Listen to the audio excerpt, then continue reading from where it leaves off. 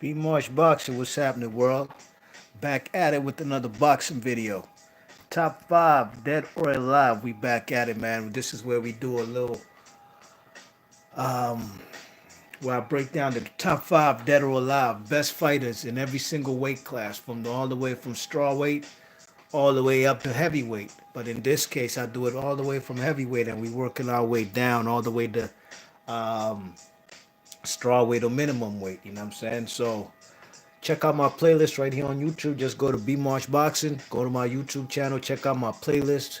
In my list of playlists, you'll see hashtag top five dead or alive. You know what I mean? And this is like I said.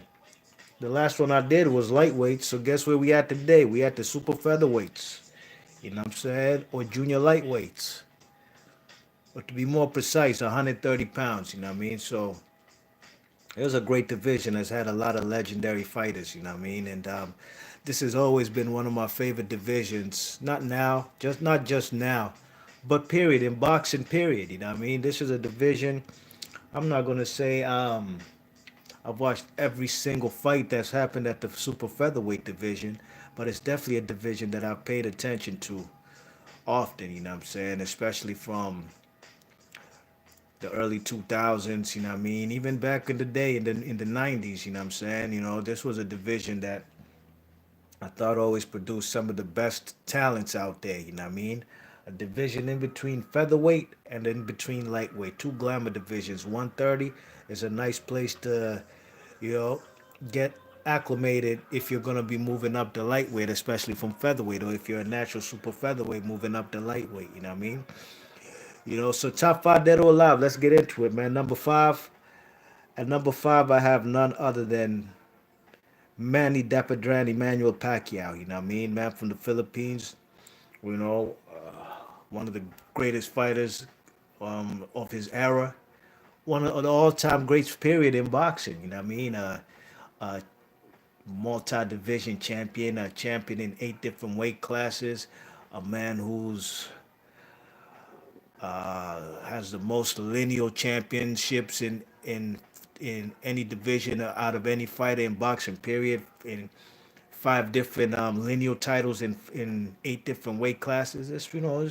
Manny Pacquiao's done well for himself, especially being a guy from the Philippines, a guy who was poor and even homeless in his country to become a worldwide phenom till this day, an icon, a boxing icon. And Manny Pacquiao, at 130 pounds, this was now his second weight class as far as it's, it was his third weight class as far as being a champion because he was a champion at 112 pounds when he beat Chachai Sasakul for the 112 flyweight WBC and lineal title. And then he had trouble.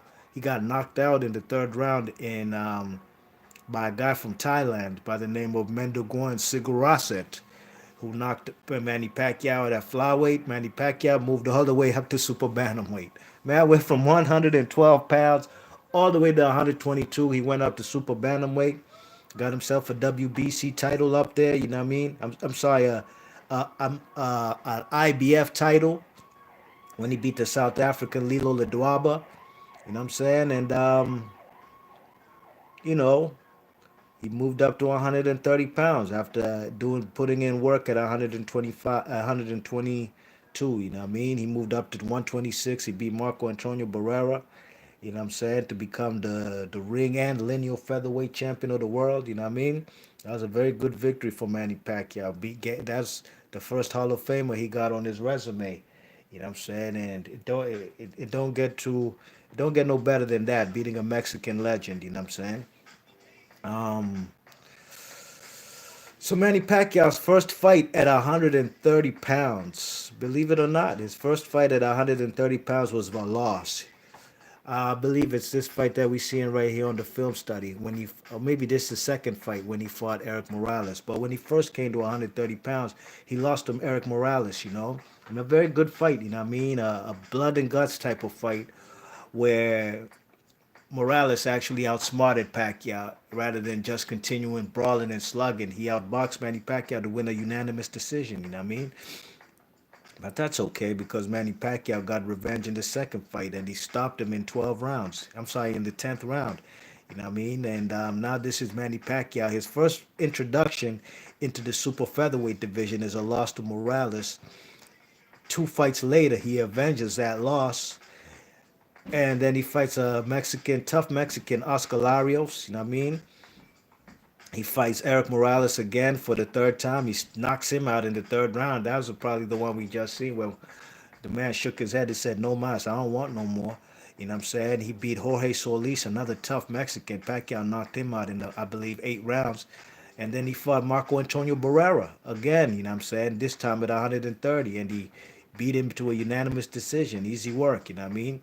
And then his final fight at 130 pounds was when he won himself the WBC title and the vacant and the ring and lineal super featherweight titles from the man Juan Manuel Marquez. You know what I mean? Yes, indeed. That's how the man Manny Pacquiao finished off his tenure at 130 pounds. And the reason I rate him up there as far as a top five dead or alive because Manny Pacquiao was at super featherweight for 3 years. To me, that's Manny Pacquiao's greatest division as far as when he was a killer and looked like an unstoppable fighter at 130 pounds. You know what I mean? And he's beat three Hall of Famers. You know what I'm saying? Beat three Hall of Famers. Now, the fight with Marquez was a controversial fight, but I thought the knockdown was the difference. I believe that's the knockdown right there on the film study. You know what I mean? That was the difference to me in the second fight. You know what I mean? Marquez got put on the canvas, Pacquiao ain't hit the floor. I had it a draw, but the knockdown was the difference. Why Manny Pacquiao won that fight to me. You know what I mean? So Manny Pacquiao beat three Hall of Famers. Mexican legends too. Marco Antonio Barrera. He beat Juan Manuel Marquez, and he beats Eric Morales at super featherweight. You know what I mean? It don't get no better than that. Three Hall of Famers, and that's actually a feather in the man Manny Pacquiao's cap. You know what I mean? So I rate Manny Pacquiao number five, top five dead or alive. You know what I mean? Number three, I'm sorry, number five, top five dead or alive. We got the greatest fighter to ever come out of South Africa. Yeah, and he's a white guy as well. You know what I mean? This guy Brian Mitchell was a fighter's fighter. You know what I mean? A beautiful boxer. You know what I mean? A guy who could bang in the pocket. Not necessarily a knockout artist, but he has respectable power. You know what I mean? A guy who can box, evade punches in the pocket, slipping punches, great counter puncher, and just a guy who's a pure boxer, but he's not necessarily a runner. You know what I mean? You know what I'm saying? Brian Mitchell is considered the road warrior. You know what I'm saying? A guy who barely fought. He won his first world title in his country, you know what I mean? But he was forced to fight outside of South Africa because of, the ban against, you know what I mean? Against South Africa for major sanctioning bodies because South Africa was still under apartheid, you know what I'm saying? And then there was a lot of racial segregation at the time in the 80s in South Africa, you know what I mean? So this guy honed his skills and became a great fighter because he would fight in the townships in South Africa, in the townships, or some may say the hood, where the black people are in South Africa, because they're being segregated against. And there's a lot of division in South Africa at the time. Probably still is. I've never been there, but you know this man would compete with the brothers, you know what I mean? Brian Mitchell, he'd fight against black guys in the townships and whom he'd spar with and train with. So that's how he became a great fighter, you know what I mean? Really and truly, Look, man, I don't know what Jay Cortsy and Konatsi were doing, whether they were sparring brothers, but those guys were racist. Well, you know what I'm saying? Those guys were racist, especially Konatsi, you know what I mean? This guy, these guys, I doubt they was probably mixing it in with brothers, you know what I mean? But at the end of the day, the man, Brian Mitchell, is 12-0 with only two draws and five KOs in world title fights at super featherweight, you know what I mean? And he has a record of 3-0 against former and current world titleists when he beat Alfredo Lane for the 130-pound WBA and lineal title. Of course, Alfredo Lane was the man who beat the man, you know what I'm saying? Alfredo Lane beat Wilfredo Gomez. Wilfredo Gomez escaped with a controversial decision versus Rocky Lockridge. I thought he won the fight though. You know what I mean, with Fredo Gomez, but that's for a whole nother video. You know what I mean. You check it. So this guy Brian Mitchell, excuse me, had numerous title defenses. You know what I'm saying? Numerous title defenses at 130 pounds. You know what I mean? Traveling all over the world. You check it to fight the best of the best. You know what I'm saying? Unfortunately, he never fought guys like Azuma Nelson. I would have loved to see that unification, you know what I'm saying? But politics, man, they played a major role in this guy's career, you know what I'm saying? But to me, his best fights was when he beat guys like Jim McDonnell, you know what I mean? When he beat Jim McDonnell, um, that was a very good British fighter, you know what I'm saying? A guy that Azuma Nelson dispatched too, but Azuma Nelson beat the heck up out of Jim McDonnell, but the man Brian Mitchell went, the full distance with the guy. You know what I mean?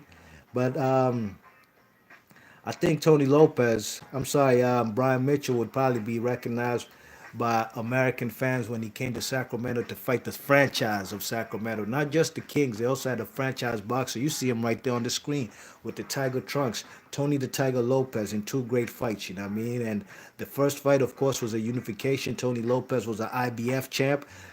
Brian Mitchell, the WBA and lineal champ.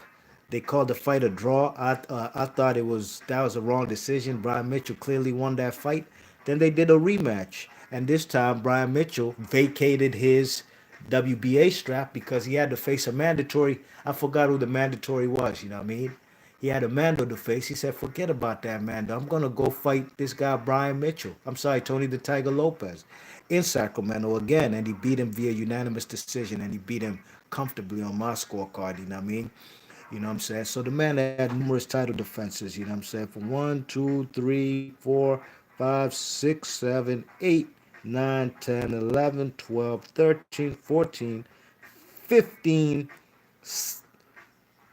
15 title defenses for the man Brian Mitchell. You know what I mean? You got to rate him up there as one of the greatest of all time at 130 pounds. You know what I'm saying? No question about it. Top five dead or alive. We got to give it up to the man, Brian Mitchell. You know what I mean? From South Africa, the greatest fighter to come out of South Africa, in my opinion, and the only South African fighter in the International Boxing Hall of Fame in Canastota, New York. Okie doke. Number three,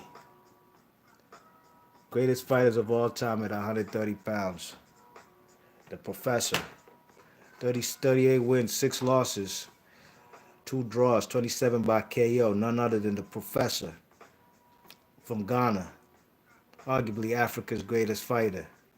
Him and Brian Mitchell, Dick Tiger. These are 3 guys that I rate as Africa's greatest fighters. But we talking about Azuma Nelson right now. At number 3, comes into 130 pounds division. He's already a featherweight champion, so this ain't nothing new to him. You know what I mean? He comes into 130 pounds and he beats the man by the name of what's his name? Was it Mario Martinez, the same guy that Julio Cesar Chavez fought for his first strap? And I believe that was Mario Martinez. You know what I mean? And you know, Azuma Nelson fought this guy twice, you know what I'm saying? And, Azuma Nelson did his thing, you know what I mean? He beat guys like Jim McDonnell, like I mentioned. He beat Juan Laporte, a former champion himself, you know what I mean? He had the classic fights with Jeff Fennick, you know what I'm saying? Beat Calvin Grove, another former champion. Beat Gabe Ruelas, former world champion. Those classic four-fight bouts, four fight bouts with Jesse James Leija, you know what I mean? Where I believe he lost it. I remember he lost his last fight to the man Jesse James Leija, but he had a draw versus Jesse James Leija, a loss, and a win, you know what I mean? So it was basically an even matchup, you know what I mean? It was even for these 2 guys, Jesse James Leija and Azuma Nelson. Azuma Nelson basically reigned at 130 pounds from 1988, and his first loss ever at 130 pounds came in 1994. So that's 6 years he was a champion. And then he got back his straps when he beat Gabe Ruelas, because Gabe Ruelas had beat Jesse James Leija and Jesse James Ladd finally beat Azuma Nelson, and then he continued another reign. You know what I mean, with one title defense before he finally lost to the man Gennaro Hernandez. You know what I'm saying? And a fight where Azuma Nelson was being outboxed. Then he punched that man Gennaro Hernandez in the throat. Gennaro Hernandez was about to quit, but everybody remembers Gennaro Hernandez for quitting against De La Hoya, and Gennaro Hernandez remembered that as well. And he said, "I'm not going to quit. I'm going to fight to the death." And after he got punched in the throat, he actually was a better fighter for the rest of the duration of that fight. And Azuma Nelson, was a powerful puncher, you know what I'm saying? And he got outboxed, you know what I mean? A tough, compact fighter, very, got a great center of gravity, you know what I mean? Loads up on his punches, but when he catches you, Azuma Nelson was a fearsome puncher and a very good fighter, you know what I mean? So, Azuma Nelson, for sure, top three dead or alive. This is actually when he fought Jim McDonald, man. He brutally punished him, man. It was brutal what he did to this guy, you know what I mean? Look at that. Look at that. You should see the final knockdown, you know what I'm saying? Oh my gosh. Yeah, Jamie McDonald just wasn't on Azuma Nelson's level, you know what I mean? He battered him. You know what I'm saying? Brian Mitchell ain't battered him like that. He just outboxed him. Sure, he put the pain on him, but Azuma Nelson, he handled his business, you know what I mean? So, number three of all time, he had a draw versus Jeff Fennick in the first fight. I actually thought Azuma Nelson lost, and that's how you know B Marsh Boxing ain't with that bias stuff, man. Azuma Nelson, one of my favorite fighters of all time, and I actually thought he lost. But it doesn't matter. It doesn't matter what I think, because Azuma Nelson went to Jeff Fennick's backyard in Australia, and he just beat the heck up out this guy. He beat the heck up out the Aussie, you know what I mean? A champion, a Hall of Famer, Jeff Fennick, a champion in three different weight classes. He just got battered in his home country, you know what I mean? So number three, we got none other than the professor from Accra, Ghana, Bukum, Azuma Nelson. Great fighter, man. Great fighter.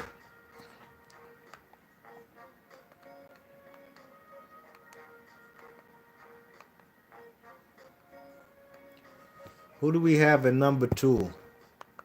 Oh Lord. I think I might have I did a little blunder as far as um who I got for number two, but it's okay. We still gonna find film on who I think is the number two greatest fighter of all time at at super featherweight.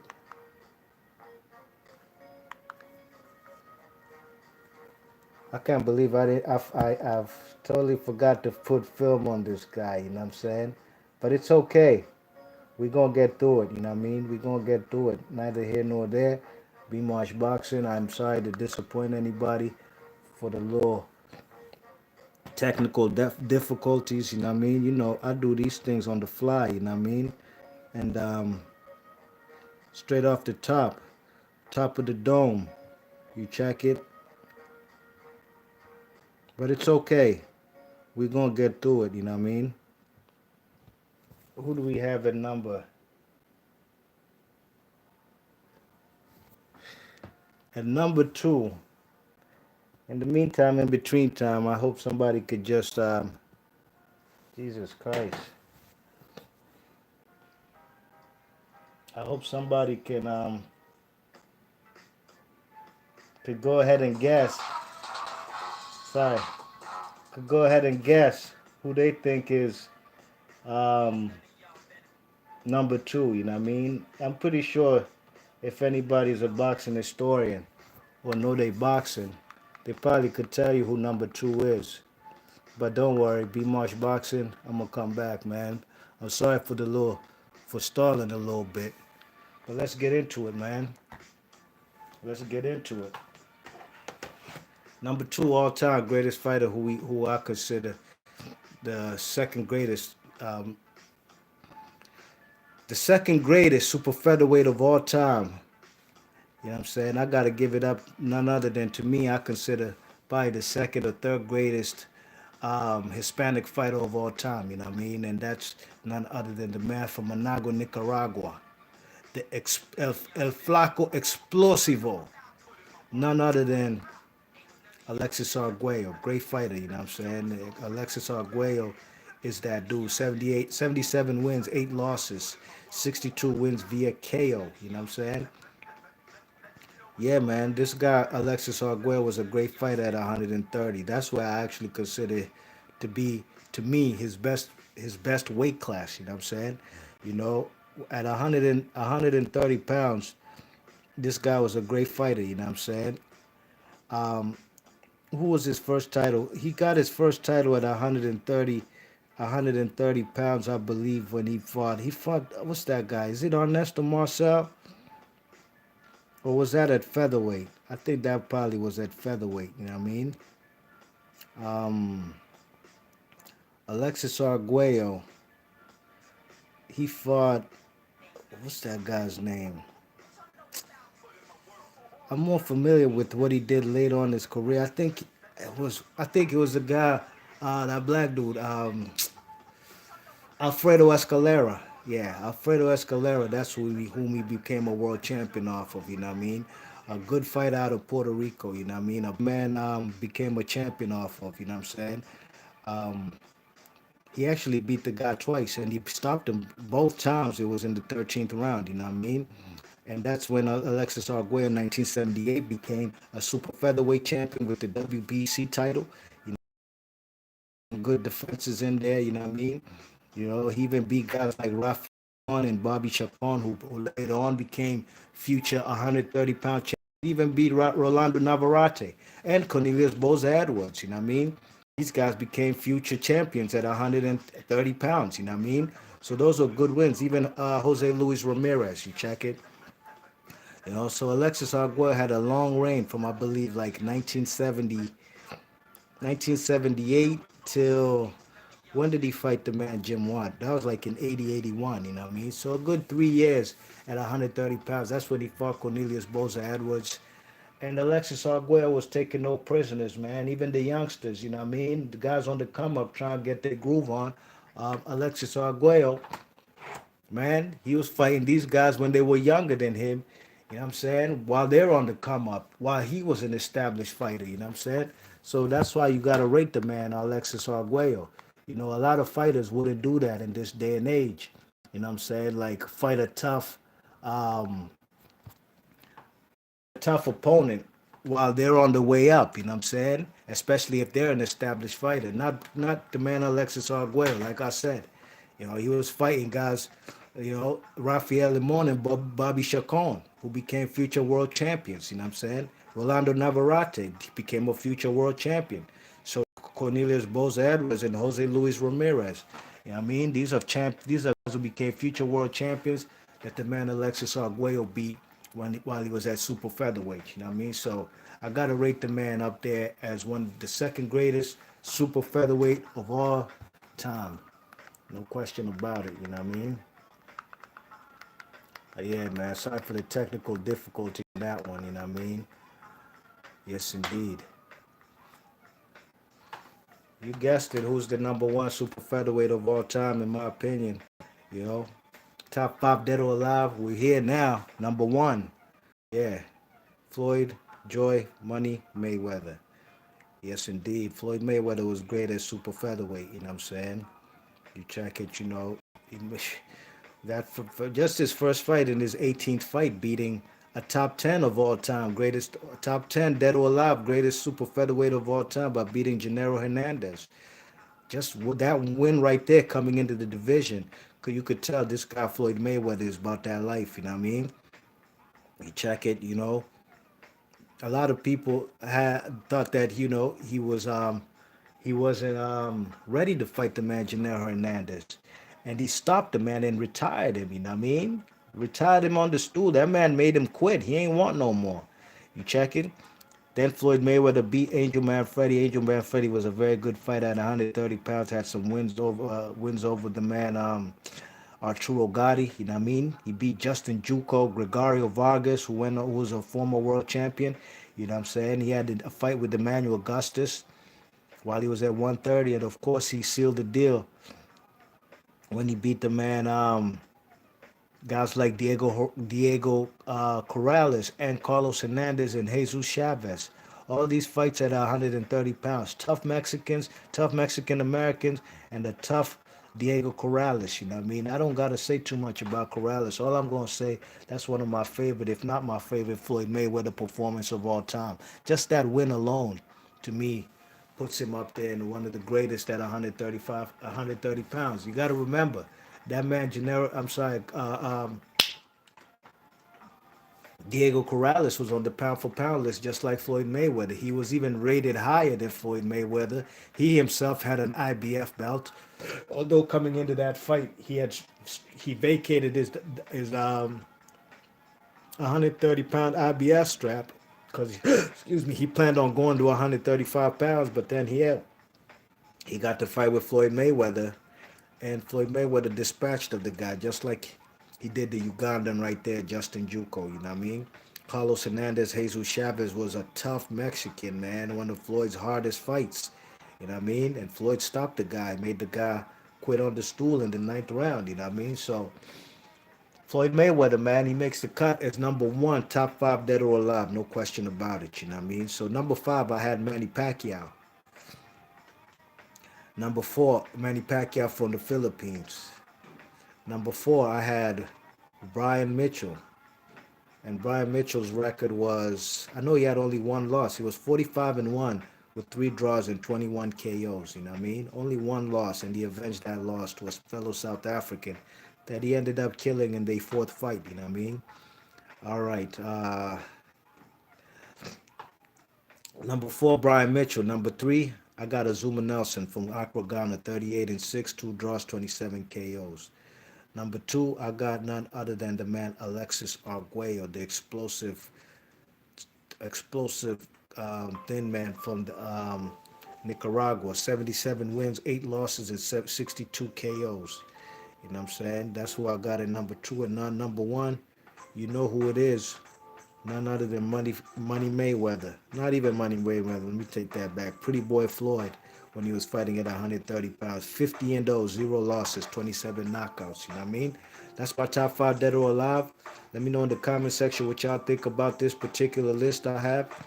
And before I leave up out of here, I just want to let it be known of other great super featherweights that could have made the cut.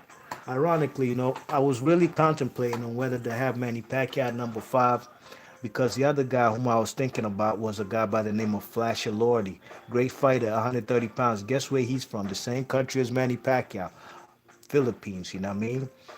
He became a champion when he beat a gentleman by the name of Harold Gomes. But to me, really and truly, in his weight class at the time, his weight class wasn't strong. He didn't beat any Hall of Famers like Manny Pacquiao did. That's why I had to put Manny Pacquiao in the top five dead or alive rather than putting Flasher Lordy, who was a very good fighter. Don't get it twisted, you know what I mean? But to me, his best challenges when he went up to fight guys like Carlos Ortiz, you know what I'm saying, or when he fought guys like Sandy Sadler coming up in weight to 130 pounds. You know what I mean? So I definitely considered Flash Lordy in the top 10, but I didn't think he makes the cut on my card for top five dead or alive. You know what I mean? Gennaro Hernandez, like I said, a man who's only lost two fights in his whole career, and those two fights were at super middleweight. I'm sorry, super featherweight. But to great fighters, to Oscar De La Hoya and to the man Floyd Mayweather, you know what I mean? And he beat the man Azuma Nelson, you know what I mean? Gotta consider guys like Kid Chocolate, great Cuban fighter. I seen Mike Tyson talking about Kid Chocolate the other day, you know what I mean? He was a great fighter at 130 pounds, you know what I mean? Fought guys like Tony Canzoneri, you know what I'm saying? Fidel La Barba, he was a great fighter. Another guy to consider at 130 pounds would be Ben Villaflor, another great fighter from the Philippines, who was a great fighter at 130 pounds, you know what I mean, during the 70s. You know what I'm saying? Based out of Hawaii, but originally from the Philippines, you know what I mean? Fought guys like Samuel Serrano. That's whom he lost his belt to. And Samuel Serrano lost for the Puerto Rican. He lost that same strap to Roger Mayweather, rest in peace. So that's my list right there, top five dead or alive. Let me know in the comment section who you guys have as your top five dead or alive. Maybe you might have these five guys I have in um in different order. You know what I'm saying? Maybe you might have Alexis Arguello number one. Maybe you might have, you know, Flash and Lordy as number one. Just let me know in the comment section. B Marsh Boxer, leave your thoughts and comments, and I'm out of here. Peace. Check out my playlist before I skate up out of here. Top five dead or alive. I'm gone.